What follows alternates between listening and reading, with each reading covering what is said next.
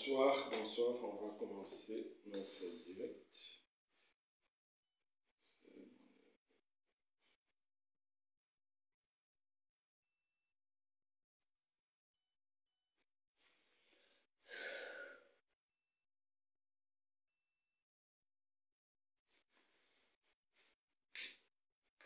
Donc, on va commencer notre direct, on va prier. Éternel Dieu des armées, merci pour ta grâce, merci pour tes bienfaits. Merci, ô grand Dieu, pour ton amour à travers ce moment. C'est aussi une manifestation de ton amour parce que tu nous aides à comprendre ta parole, tu nous aides à comprendre ta volonté. C'est qui nous sera vraiment utile, ô Dieu, pour marcher parce que sans la connaissance de ta volonté, nous ne pourrons pas marcher conformément à ta volonté. Merci, ô Dieu, d'enseigner chacun de nous. Merci, ô Dieu, d'enlever tout ce qui est charnel, d'enlever tout ce qui est humain. Laisse que la parole de vie, bien que la parole de vie. Merci de nous assister au nom puissant de Jésus-Christ.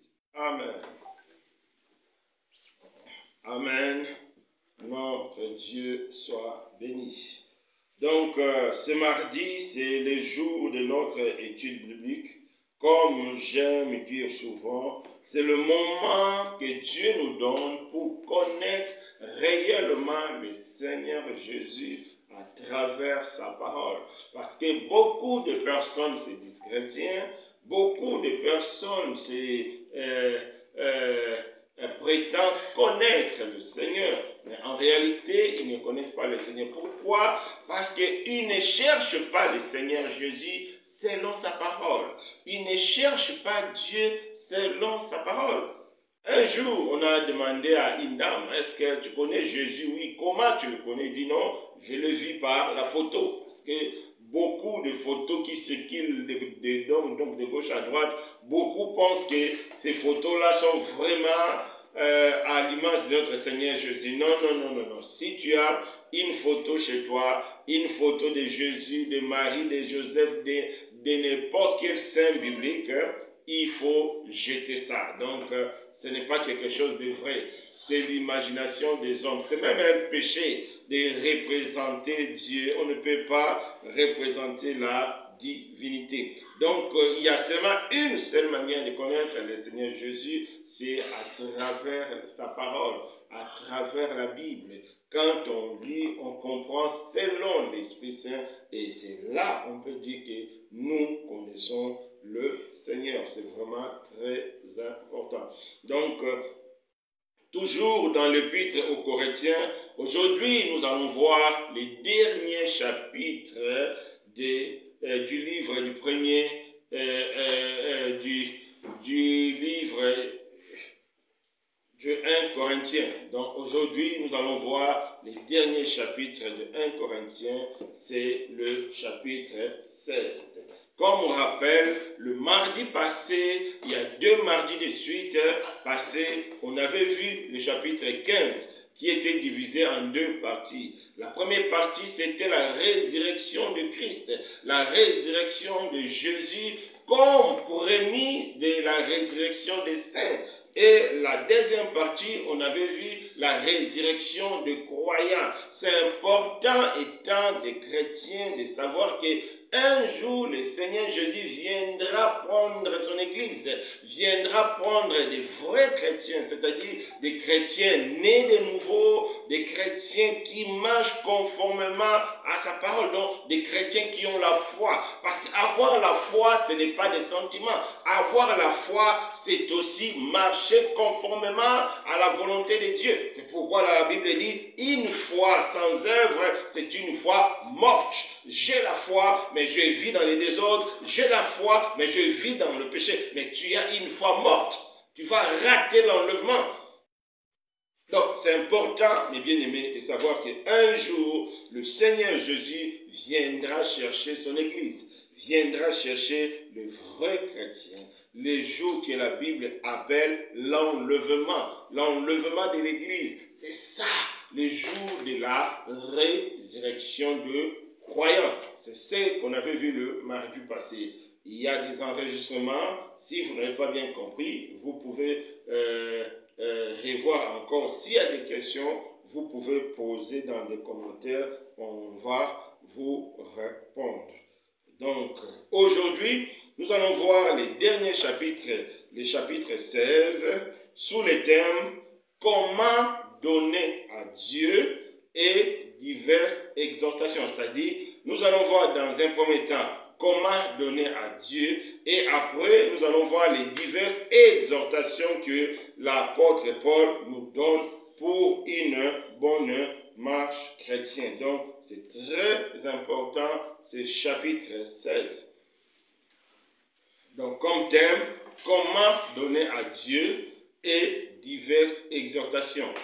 Première partie, nous allons voir comment donner à Dieu et après, nous allons voir diverses exhortations de l'apôtre Paul. Donc, sans tarder, nous allons prendre la Bible et 1 Corinthiens 16, versets 1 à 4.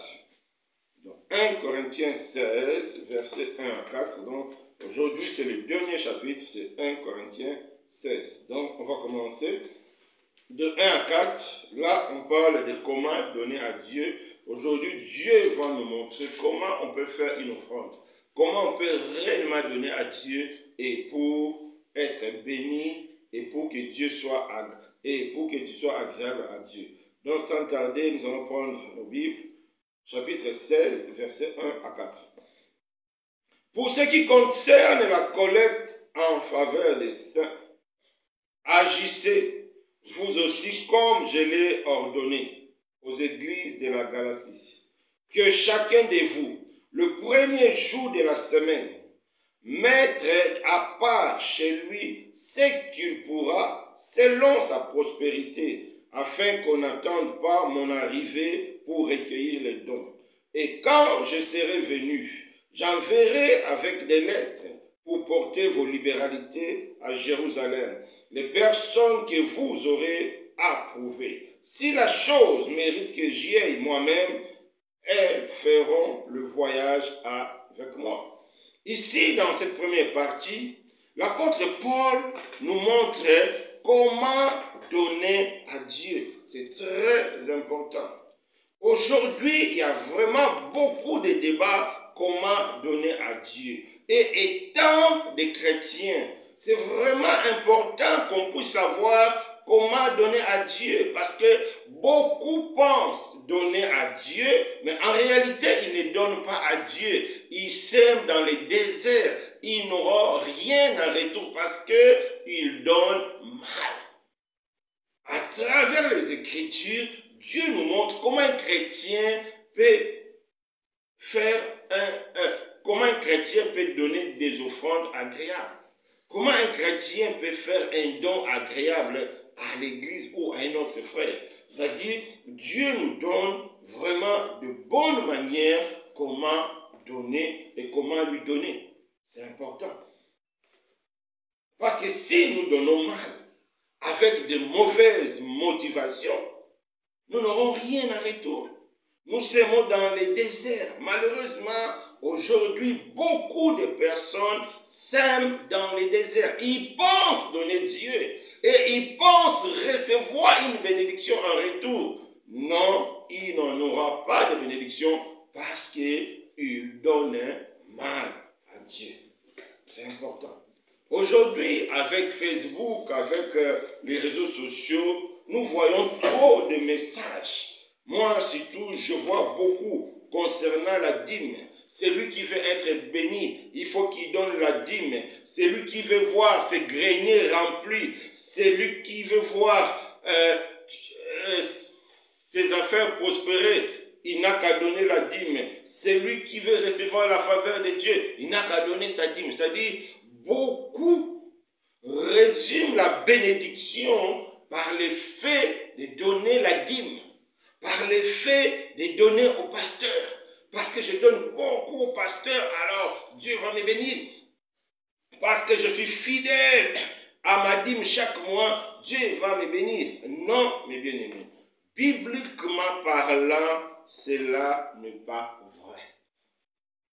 C'est important de savoir que dans la foi chrétienne, il y a deux parties, il y a deux alliances. L'ancienne alliance et la nouvelle alliance. L'ancienne alliance, c'est là où Dieu avait donné la loi de Moïse. Dans l'ancienne alliance, c'est vrai, la bénédiction était liée à la dîme.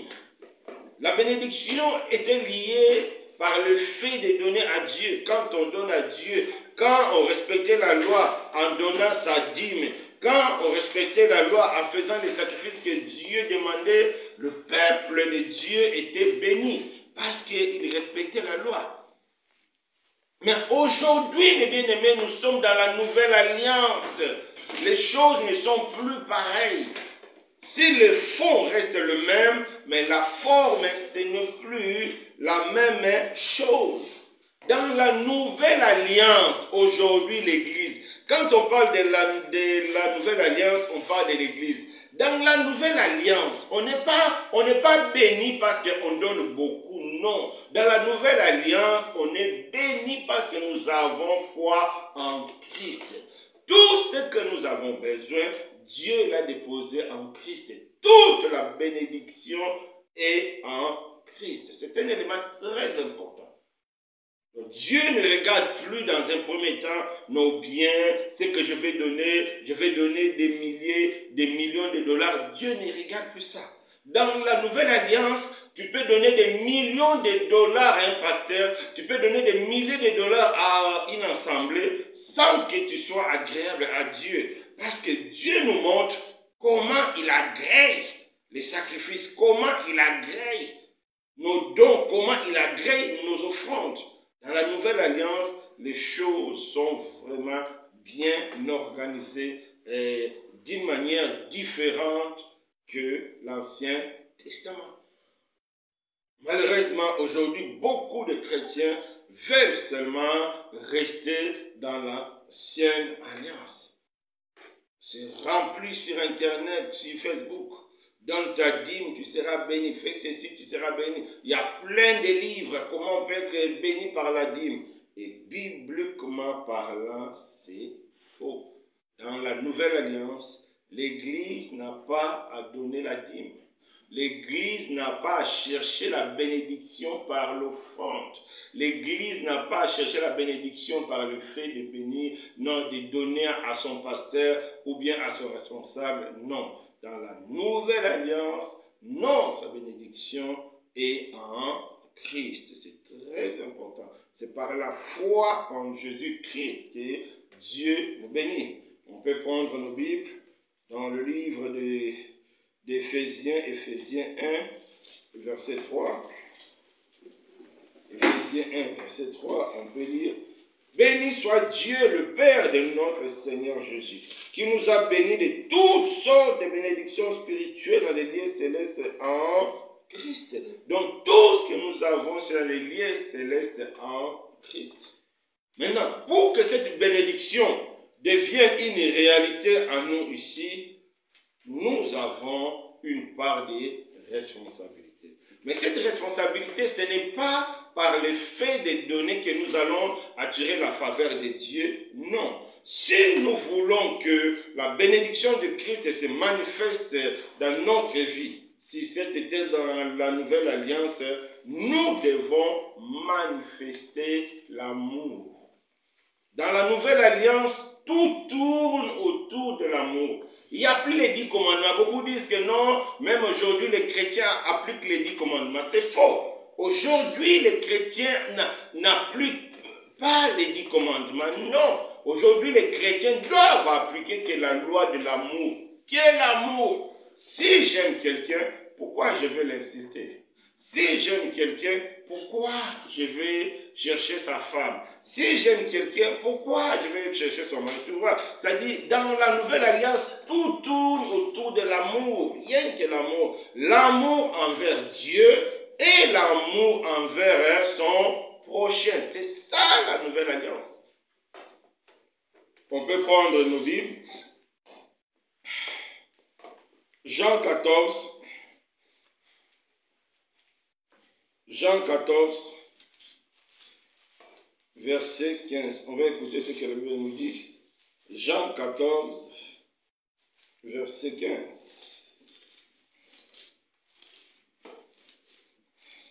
Jean 14, verset 15. Si vous m'aimez, gardez mes commandements. Si vous m'aimez, c'est-à-dire, je vous ai dit, dans la nouvelle alliance, c'est l'amour. On obéit à Dieu que par amour dans la nouvelle alliance. On n'obéit pas pour craindre l'enfer, parce qu'il n'y a plus l'enfer, parce que Christ nous a sauvés. On n'obéit pas pour fuir les sorciers, parce que Christ nous protège. Mais on obéit à Dieu que par amour. Je vous ai dit, dans la nouvelle alliance, il n'y a qu'une seule loi, c'est la loi de l'amour. Tout tourne autour de l'amour. Si tu veux faire des choses agréables à Dieu dans la nouvelle alliance, il faut tout faire par amour. S'il n'y a pas d'amour, Dieu n'est pas dedans. Tu peux donner des millions, des milliards. S'il n'y a pas l'amour dans ton cœur, si tu donnes pour être vu, si tu donnes pour être acclamé, tu n'auras rien du tout de la part du Seigneur. Parce que tout tourne autour de l'amour. L'amour envers Dieu et l'amour envers notre prochain. Donc Jean 14, verset 15, ça veut dire, si vous m'aimez, gardez mes commandements. Donc on voit, tout tourne autour de l'amour. Jean 13, verset 35 à 34, on va lire. Jean 5, verset 34 à 35. Je vous donne un commandement nouveau. Aimez-vous les uns les autres, comme je vous ai aimé. Aimez-vous les uns les autres. À ceci, tous reconnaîtront que vous êtes mes disciples, si vous avez de l'amour les uns pour les autres. Donc, les nouveaux commandements, pour que les gens sachent que tu es un disciple de Christ, ce n'est pas parler en langue, ce n'est pas le miracle, mais c'est la manifestation de l'amour. Parce que notre Dieu est amour, parce que notre Seigneur Jésus est amour. Donc c'est très important. Donc dans la nouvelle alliance, pour donner à Dieu, il faut d'abord avoir de l'amour envers Dieu et de l'amour envers son prochain. C'est un élément très important. On ne donne pas pour être béni, non, non, non, non. On ne donne pas pour être apprécié, pour s'acclamer, non. Dans la nouvelle alliance, on donne par amour du Seigneur, on donne par amour du prochain. Je donne parce que j'aime Dieu. C'est-à-dire c'est Dieu qui m'a béni, c'est Dieu qui m'a donné cela. C'est aussi une forme de reconnaissance. Et je donne à mon prochain parce qu'il est comme moi-même, parce qu'il est dans les besoins. Parce que la Bible dit, nous formons tous un corps. Si un membre est malade, tous les membres sont malades, tout le corps est malade. Donc si un membre est dans la pauvreté, logiquement, tout le corps est dans la pauvreté. C'est pourquoi nous devons donner ceux qui sont dans le besoin. C'est pourquoi nous devons donner ceux qui sont dans des situations difficiles. Parce que nous formons un seul corps dont nous donnons par amour. Comment donner à Dieu? Nous devons donner par amour. Et donner par amour, c'est donner librement, sans contrainte ni menace. Des fois, on écoute de gauche à droite des annonces telles que si vous ne donnez pas, vous n'allez pas être béni. Si vous ne donnez pas, vous volez Dieu. On menace même des gens qui ne contribuent pas. C'est faux, c'est diabolique. Dans la nouvelle alliance, on ne peut pas menacer quelqu'un. Non. Dans la nouvelle alliance, la Bible dit, nous devons donner sans tristesse, sans contrainte. Nous devons donner librement, c'est-à-dire, nous devons donner que par amour. Tu vas donner à Alain parce que tu vois que ton frère Alain est dans les besoins. Tu vas donner à Moïse parce que tu vois que mon frère Moïse est dans les besoins. Tu vas donner à une sœur X parce que tu vois que la sœur X est dans le besoin. C'est comme ça. Tu ne donnes pas pour être béni. Tu ne donnes pas pour que Dieu pense en toi. Non, la seule motivation qui doit nous accompagner, la seule motivation qui doit nous pousser à donner, c'est l'amour. Donc, à partir d'aujourd'hui, mes bien-aimés, nous devons donner par amour. Quand on donne par amour, on donne sans tristesse, on donne sans contrainte. On peut prendre nos Bibles. 2 Corinthiens 9, verset 7. Écoutons ce que la Bible nous dit. 2 Corinthiens 9, verset 7. Que chacun donne comme il a résolu en son cœur, sans tristesse ni contrainte, car Dieu aime celui qui donne avec joie.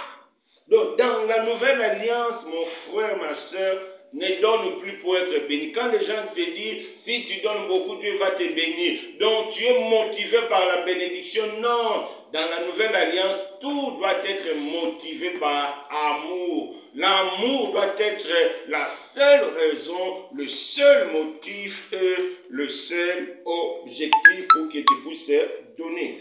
Et quand on donne par amour, c'est ce que la Bible appelle là la libéralité. C'est-à-dire, tu donnes librement, sans tristesse, sans contrainte, sans autre forme de motivation. Mais tu donnes vraiment par amour. Tu donnes parce que tu aimes Dieu. Tu donnes parce que tu aimes ton prochain. Même quand on fait les annonces dans l'assemblée, tu ne donnes pas parce qu'on a fait les annonces, mais tu donnes parce que tu aimes Dieu. Tu donnes parce que tu veux que l'œuvre de Dieu avance. Tu donnes parce que ton frère et ta sœur sont dans le besoin. C'est comme ça. Il ne doit plus avoir d'autres motivations en donnant. Celui qui cherche la bénédiction en donnant, il n'aura pas de bénédiction. Mais si tu donnes par amour, là, Dieu va penser à toi parce que tu manifestes l'amour. Donc tu es en train d'accomplir toutes les lois de Dieu parce que l'amour, c'est l'accomplissement de toutes les lois de Dieu. C'est très important. Donc, Dieu nous parle de la libéralité. À partir d'aujourd'hui, nous devons cesser de donner les dîmes, les 10%. Non. Nous devons donner la libéralité. C'est-à-dire, tel que nous avons résolu dans notre cœur. Donc, on donne selon la résolution du cœur. On ne donne pas selon ce que nous avons. On ne donne pas selon la richesse ou bien selon. On donne selon la résolution du cœur. C'est vraiment très important. On peut encore voir dans Hébreux 13, verset 16. Hébreux 13, verset 16. On va écouter ce que la Bible nous dit. Hébreux 13, verset 16. La Bible dit quoi? Et n'oubliez pas la bienfaisance et la libéralité, car c'est à de tels sacrifices que Dieu prend plaisir. C'est-à-dire, Dieu prend plaisir quand on donne la dîme, Dieu ne prend pas plaisir. Non. Parce que la dîme, c'est la loi. La dîme, c'est les contraintes. Il faut payer seulement 10%. Non. C'est ça la dîme égale 10%, ni 11, ni 15, ni 16. Non, c'est la contrainte. Dieu ne fait pas ça. Quand on donne avec tristesse, parce qu'on t'a menacé, si tu ne donnes pas, Dieu ne va pas te bénir. Si tu ne donnes pas, tu voles Dieu. Ça, c'est avec menace. Donc, tu vas donner avec tristesse. Non, ne donne pas. Si tu donnes comme ça, tu n'auras rien du tout de la part de Dieu. Mais la Bible dit la bienfaisance et la libéralité, c'est-à-dire donner librement, sans contrainte, donner librement, avec joie, sans tristesse, donner selon le moyen que toi tu as. Dieu ne nous demande pas d'aller voler, Dieu ne nous demande pas de crédit. Dieu a dit selon la résolution, selon vraiment tu as résolu dans le cœur. C'est ça. C'est ce que l'apôtre Paul a voulu expliquer aux Corinthiens, comment donner à Dieu. Alors nous allons maintenant retourner dans les contextes pour comprendre. Éphésiens 6 et 16, versets 1 à 4. Ici, on nous parle de collecte, c'est-à-dire de la cotisation ou bien de l'offrande que les chrétiens devaient faire pour les autres frères qui étaient à Jérusalem. C'est-à-dire, les frères de Jérusalem passaient des moments difficiles.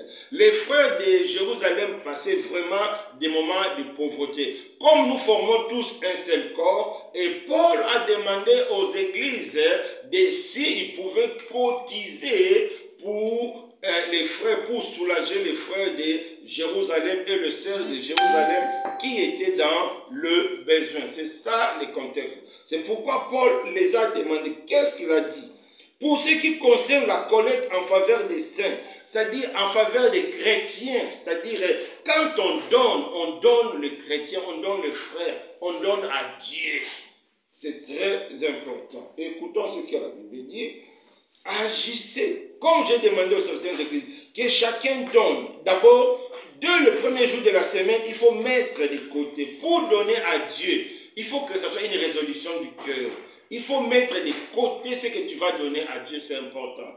Par exemple, les dimanches, si tu as résolu de faire l'offrande à Dieu, donner à Dieu, les dimanches. Déjà dans la semaine, il faut prévoir. Il ne faut pas venir donner à Dieu les restes de ton transport. Ou bien la petite monnaie qu'on a. Des fois, nous donnons la petite monnaie, on tape, on trie, et la petite monnaie, on met dans les paniers. Non, non, non, non. Donc, avant de venir au culte, tu vas déjà mettre de côté ce que tu vas donner à Dieu. Et tu vas aussi prier pour ça. Et tu vas le faire par amour de Dieu et par amour de son œuvre. Tu ne vas pas donner à l'église pour que tu sois béni. Non, non, non. Tu ne vas pas donner à l'église pour que tu sois vu, acclamé. Non, non, non. Mais tu vas donner par amour. Dans la nouvelle alliance, il n'y a qu'une seule loi, la loi de l'amour. Il n'y a pas autre chose. Il n'y a pas 10 commandements, il n'y a ni gauche ni droite, que l'amour. C'est par amour que nous devons contribuer à l'œuvre de Dieu. Qu'est-ce que la Bible nous dit?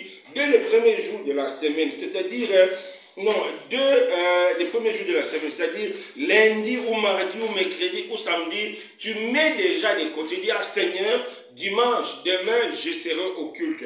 Voici déjà ce que j'ai mis de côté pour toi, pour ton œuvre, pour ton serviteur, ou bien pour le frère ou la sœur qui est dans les besoins. Tu mets déjà de côté et tu pries déjà. Et les dimanches, tu ramènes. C'est que la Bible nous enseigne, c'est-à-dire, dès le premier jour de la semaine, Paul a dit, mettez déjà de côté. Et la Bible ajoute encore, nous devons donner selon notre prospérité, c'est-à-dire selon ce que nous avons. Tu ne dois pas emprunter pour aller donner à l'église. Non, non, non, non, non. Si tu n'as pas, tu n'as pas. Tu donnes ton cœur à Dieu. C'est suffisant. On donne à Dieu selon ce que nous avons, selon notre prospérité, selon notre richesse, selon ce que toi tu as. Et tu vas prendre une résolution. J'ai 100 $. J'ai résolu dans mon cœur de donner 15 $. J'ai résolu dans mon cœur de donner 10 $. J'ai résolu dans mon cœur de donner 5 $, de donner 1 $. C'est-à-dire qu'il faut donner selon la résolution de ton cœur et selon ce que tu as. C'est comme ça on donne à Dieu. Et quand on fait ça, et Paul a dit, et quand vous allez mettre tout ça de côté, c'est-à-dire, vous allez apporter vos libéralités. Donc, c'est-à-dire, l'offrande donnée à Dieu dans la nouvelle alliance, on appelle ça la libéralité. C'est-à-dire, quelque chose de libre. On fait ça librement, sans tristesse, sans contrainte. Mais on fait ça par amour. La base de la libéralité, c'est l'amour. Dans la nouvelle alliance, il faut donner que par amour. Si tu n'aimes pas quelqu'un, il ne faut pas lui donner parce que Dieu ne va pas te bénir. Tu n'auras rien de la part du Seigneur. Tout doit être fondé par amour. Tu ne cherches pas une bénédiction, tu ne cherches pas à être vu. Mais Dieu lui-même, voyant l'amour dans ton cœur, Dieu lui-même sait comment il va te récompenser. Mais ce que Dieu veut voir dans ton cœur, c'est vraiment l'amour. C'est ça l'Église. L'Église doit être motivée par l'amour, pas par autre chose. Et Paul a encouragé les frères de Corinthe à mettre de côté par amour librement pour donner aux frères et sœurs qui étaient dans le besoin à Jérusalem. C'est comme ça qu'on donne à Dieu. Donc, on met déjà de côté ce qu'on a résolu. On ne donne pas le reste des transports. On ne donne pas le superflu. On ne donne pas la petite monnaie que nous avons, non. Mais on donne à Dieu ce qu'on a résolu dans notre cœur. Sans tristesse, sans contrainte. Et on donne librement. vraiment. C'est comme ça que Dieu rend plaisir. Amen. Donc, à partir d'aujourd'hui, c'est comme ça que vous devez donner à Dieu. Et Dieu nous donne beaucoup de méthodes pour donner à Dieu. Il y a dans 1 Corinthiens 8, je crois, verset 14, la règle d'égalité. Ça, c'est aussi une manière de donner à Dieu dans l'ensemble. C'est-à-dire, j'ai 10 paires de chaussures. Je vais ajouter la 11e paire de chaussures. Parce que j'ai déjà 10, la Bible dit, les 11, c'est comme le superflu. Au lieu d'acheter la 11e paire de chaussures, tu en as déjà 10. Il faut voir la sœur ou le frère qui n'a pas. Toi, tu as déjà 10, c'est suffisant. La 11e, tu donnes cet argent-là au frère et à la sœur. On appelle ça la règle d'égalité. Dieu a établi ça pourquoi? Pour que les frères et sœurs soient dans l'égalité. Ce n'est pas bien que les autres viennent avec des habits déchirés et toi tu viens là tirer 4 peines. Ce n'est pas bien que les autres viennent avec des chaussures déchirées, trouées. Toi tu as 50 paires chez toi. Non, ça c'est pas bon. Dieu a dit, quand tu vois un certain nombre que tu as, c'est déjà bon. Tout le reste de plus, il faut donner ça aux autres en termes de la règle d'égalité. La Bible appelle ça la règle d'égalité. Notez ça. La règle d'égalité. Dieu veut que nous soyons égaux dans l'ensemble. Comment? Par la libéralité. J'ai déjà 15 chemises, c'est bon. 12e, je n'achète plus. Si la pensée d'acheter 12e chemise vient à ma tête, je prends cet argent, je donne à la sœur, je prends cet argent, je donne aux frères qui sont dans le besoin. C'est ça la règle d'égalité.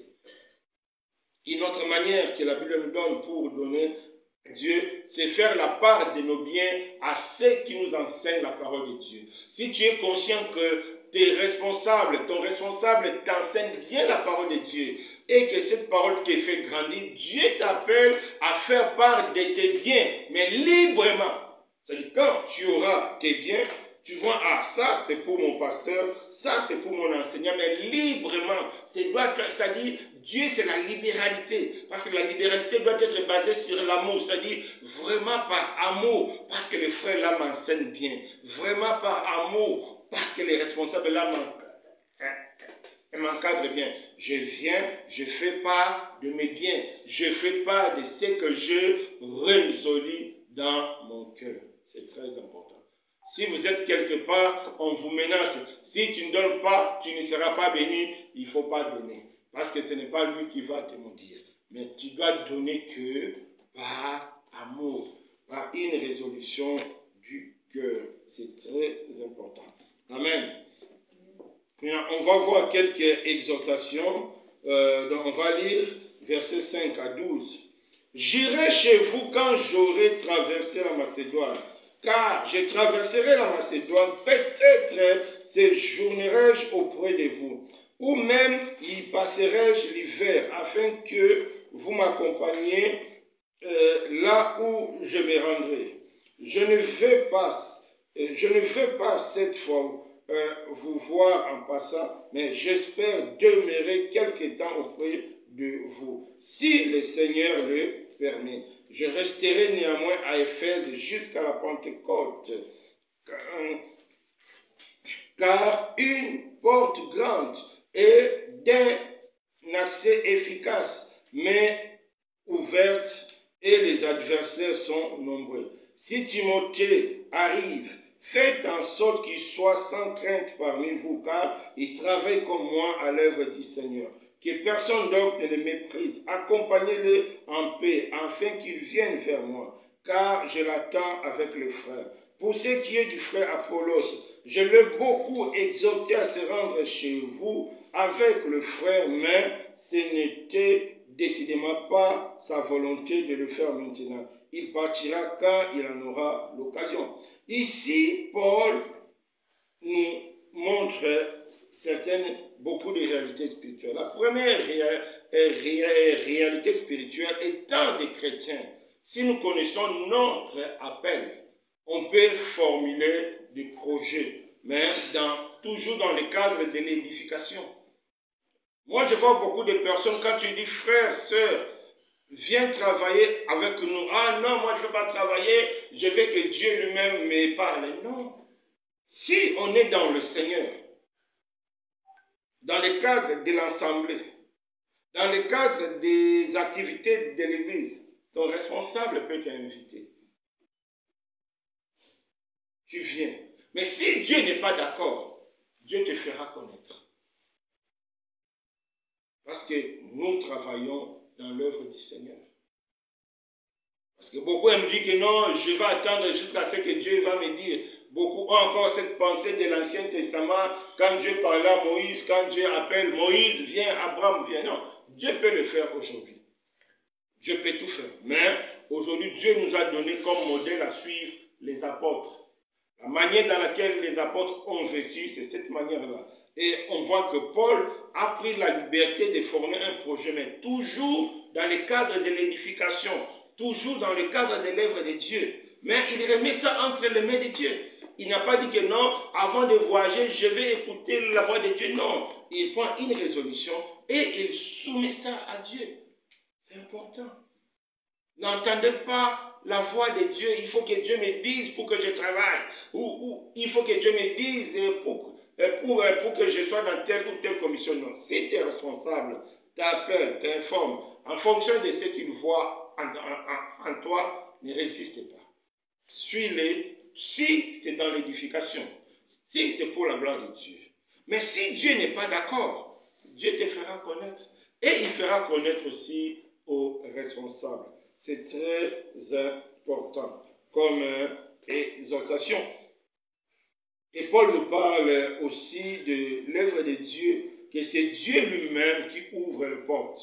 C'est Dieu lui-même qui nous donne des opportunités. Mais il dit aussi qu'il y a beaucoup d'adversaires, c'est-à-dire l'opposition ne manque pas et ne manquera jamais. Dans l'œuvre de Dieu, il y aura toujours l'opposition du diable. Cette opposition peut se manifester de diverses manières. C'est pourquoi nous devons toujours demeurer dans la prière. C'est pourquoi nous devons toujours demeurer obéissants pour que le Seigneur lui-même combat pour nous, pour que le Seigneur lui-même combat pour son œuvre. C'est très important. C'est pourquoi la prière est importante dans l'assemblée. La prière est importante dans la vie des chrétiens. C'est pourquoi chaque jour, je vous exhorte, comme nous ici, on a la prière chaque samedi, mais combien viennent prier chaque samedi? C'est une erreur grave. Notre vie, c'est aussi l'œuvre de Dieu. Ton avenir, c'est aussi l'œuvre de Dieu, parce que tu appartiens à Dieu. Donc, il y a des oppositions, il y a des adversaires. Satan ne veut pas que tu entres dans ta destinée. Donc, tu as aussi besoin de la prière personnelle, tu as aussi besoin de la prière de l'assemblée. C'est très important, mais bien aimé. L'autre conseil, Paul nous donne, il donne l'ordre, c'est-à-dire il conseille aux frères de Corinthe de bien accueillir le frère Timothée. C'est important. L'accueil des uns des autres. C'est triste que tu viens rendre visite à une sœur, c'est triste que tu viens rendre visite à un frère, il t'accueille à la porte, il ne te fait même pas entrer. Ah, je suis occupé. Même si tu es occupé, si un frère vient, tu le fais entrer, tu l'écoutes même un peu, tu dis, ah, en tout cas, je suis pressé. Parce que s'il vient, c'est de la part du Seigneur. Peut-être il vient t'apporter une réponse. Des fois, Dieu nous répond à travers les uns des autres. C'est très important. C'est pourquoi la Bible parle de la manière digne des saints. De nous devons recevoir nos frères et sœurs de la manière digne des saints. Donc, il y a vraiment des manières que les chrétiens doivent recevoir les frères chrétiens et chrétiens. C'est très important. Ne recevez plus des gens à la porte. Si un frère, une sœur, tu es convaincu que c'est un frère, tu es convaincu que c'est une sœur, il faut l'accueillir dans le Seigneur. Il y a des manières dignes. Prenons nos Bibles. Romains 16, versets 1 à 3. Romains 16, versets 1 à 3. Vous allez voir, il y a vraiment des manières dignes de recevoir des chrétiens, dignes des saints. on va lire. Ici, Paul qui recommande aux frères des Roms la sœur Phoébé. Je vous recommande Phoébé, notre sœur, qui est diaconesse de l'église décentrée, afin que vous la receviez en notre Seigneur d'une manière digne des saints. C'est clair. Est-ce que vous avez vu ça? D'une manière digne des saints. Donc, étant des chrétiens, nous devons savoir accueillir nos frères et sœurs. Ah, je suis pressé. Ah non, je suis pressé. Il a fallu que tu me dises. Tu ne sais même pas qu'est-ce qu'il est venu faire.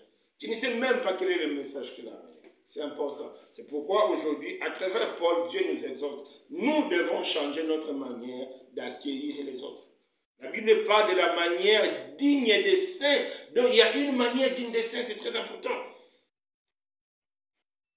Un frère, une sœur est chez toi, tu manges dans la cuisine. Oh, la nourriture est petite. Tu manges seul, tu dis, frère, j'arrive, sœur, j'arrive. Et tu manges seul dans la chambre, tu manges seul dans la cuisine. Ça, ce n'est pas la manière digne des saints. Dieu ne veut plus ça. Nous ne devons plus nous comporter de cette façon-là. Non. Dieu n'est pas d'accord avec ça. Parce que nous formons tous un seul corps. Donc, il y a des manières dignes des saints. Si un frère est dans les difficultés, si un frère est dans les problèmes, il faut l'écouter. Un frère, une sœur n'a pas là où dormir. C'est notre responsabilité. La Bible dit la manière digne des saints. Est-ce que vous imaginez Paul rend visite à Pierre, Pierre va dire à Paul que non, je n'ai pas là où t'héberger. Ah non. Ah non. Ah non.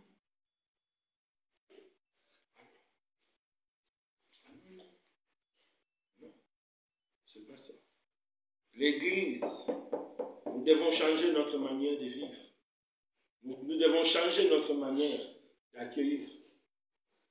Dieu nous parle de la manière digne des saints. C'est ce que l'apôtre Paul nous exhorte à travers le chapitre 16. Donc pour terminer, donc c'est très important. Donc continuez, on va lire maintenant versets 13 à 17. Veillez, demeurez fermes dans la foi, soyez des hommes, fortifiez-vous, que tout ce que vous faites se fasse avec amour. Encore une recommandation que je vous adresse, frères. Vous savez que la famille de Stéphanas est le prémisse d'Achaïe et qu'elle s'est dévouée au service des saints. Ayez aussi de la déférence pour de tels hommes et que tous ceux qui travaillent à la même œuvre. Je me réjouis de la présence de Stéphanas et de Fortunatus et d'Achaïcus qui ont supplié à votre absence car ils ont tranquillisé mon esprit, le vôtre et le vôtre. Sachez donc apprécier de tels hommes. Donc, étant des chrétiens, nous devons considérer des frères qui travaillent vraiment. Si nous sommes conscients que telle sœur, tel frère travaille honnêtement, travaille avec dévouement dans l'œuvre de Dieu, nous devons avoir de la considération. Quelqu'un t'appelle, tu refuses de répondre. On n'a pas de considération envers nos responsables. Non, ce n'est pas bon. Nous devons changer. Ce n'est pas de la volonté de Dieu. La volonté de Dieu, Dieu nous dit, les gens qui travaillent bien, que vous êtes conscients, qui vous enseignent bien, qui vous encadrent bien, vous devez avoir de la considération. C'est très important. Vous devez savoir comment répondre. Vous devez savoir comment parler. Vous devez savoir comment se tenir. Il y a un problème, ton responsable te donne conseil. Écoute ma soeur, écoute mon frère. C'est lui que Dieu a placé devant toi pour te guider. Il y a des frères impolis, il y a des sœurs impolies. Mais ça, ce n'est pas digne des saints. Ça, c'est digne du diable. Nous devons changer notre manière d'être. Nous devons changer notre manière de faire. Un chrétien ne doit pas être impoli, non. Donc nous devons considérer nos responsables. Nous devons aussi considérer les uns les autres. Quand un frère, une sœur te parle, tu écoutes. Il ne faut pas répondre, mais va là-bas. Non, ça ce n'est pas la manière digne des chrétiens. Il faut que cela change. Nous devons être saints, comme notre Seigneur est saint. C'est très important de considérer les uns les autres dans l'œuvre du Seigneur. Surtout nos responsables, ceux qui travaillent, ceux qui prient pour nous, ceux qui gênent pour nous, ceux qui souffrent pour nous, nous devons avoir de la considération envers eux. C'est très important. C'est la recommandation du Seigneur. Ce n'est pas pour élever un homme. On ne parle pas d'élever un homme, non. On parle de la considération. La considération, d'abord, tu écoutes ce qu'on te dit. Si c'est conforme à la parole de Dieu, fais ce qu'on te dit. C'est très important. On dit, frère, sœur, ça c'est pas bon. Écoute, c'est lui que Dieu a placé pour toi. C'est très important. Et pour terminer, nous allons lire les derniers passages, c'est-à-dire des versets 19 à 23. Les églises d'Asie vous saluent. Aquilas et Priscille, avec l'église qui est dans leur maison, vous salue beaucoup dans le Seigneur.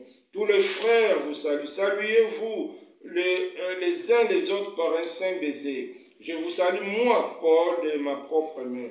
Si quelqu'un n'aime pas le Seigneur, qu'il soit anathème, maranatha.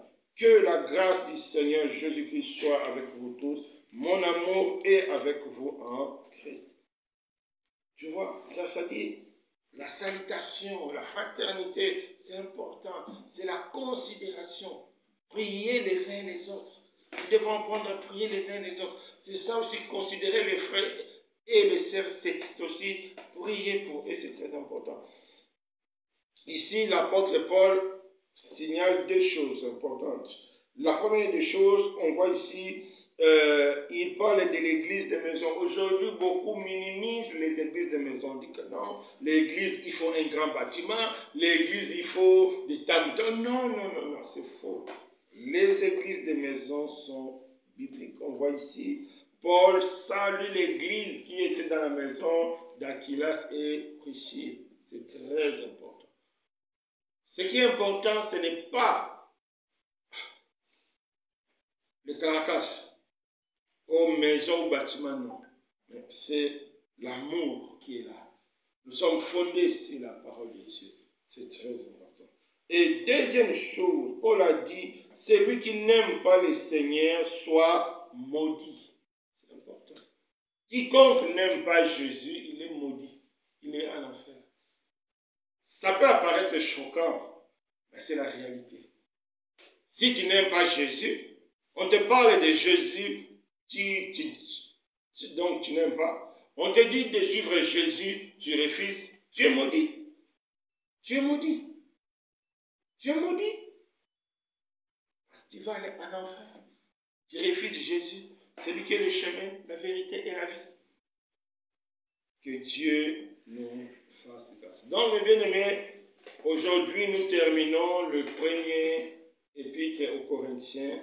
Et le mardi prochain, nous allons faire le résumé pour donner un peu un aperçu. Et après, nous allons continuer avec le livre des 2 Corinthiens. Donc, comme rappel, aujourd'hui, Dieu nous a montré comment on peut lui donner quelque chose.